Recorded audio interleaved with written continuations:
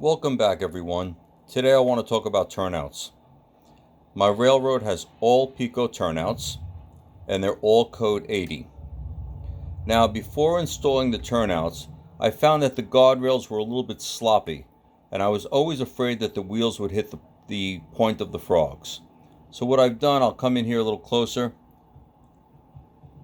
You can see that I put 10 the 10 thousandths thick by 40 thousandths high piece of plastic shim stock, all glued against the guard.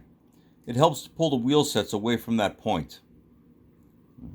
Also, the fact that all of my turnouts are painted. Some people don't like to paint them. They like to leave them bare. They're nervous about it. I have no problem painting it because I paint it all on the workbench before I install them. All right. Then I just touch them up as I go. This is a set of turnouts crossover on my main line. And one of the things I'd like to show you is there's a straight section smack in between them. Without that straight section, you'd wind up with an S. An S happens to pull the wheels closer to one side and the other, right? It can cause a derailment on shorter trains. Also, as I travel down, before I get into this curve here,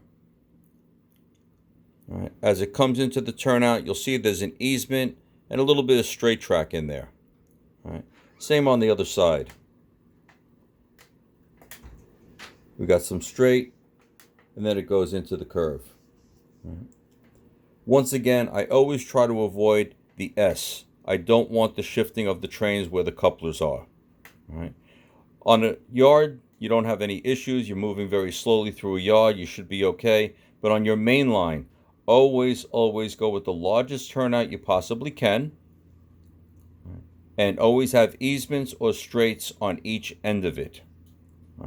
I understand sometimes you can't. You might have to go through very slow, but always try for that. Follow the NMRA codes. Because these are live frogs, what I had to do, you'll see rails that are sliced in there. The crossover has staggered cuts, and on each one of the inside rails, they're sliced.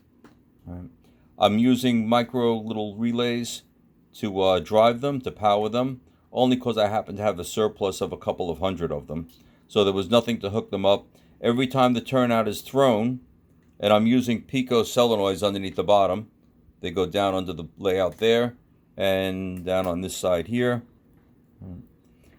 So when the solenoid gets thrown, I used a large resistor to knock it down to 5 volts, and that tripped the little double pole, double throw relay, which will activate the frogs for me in sync.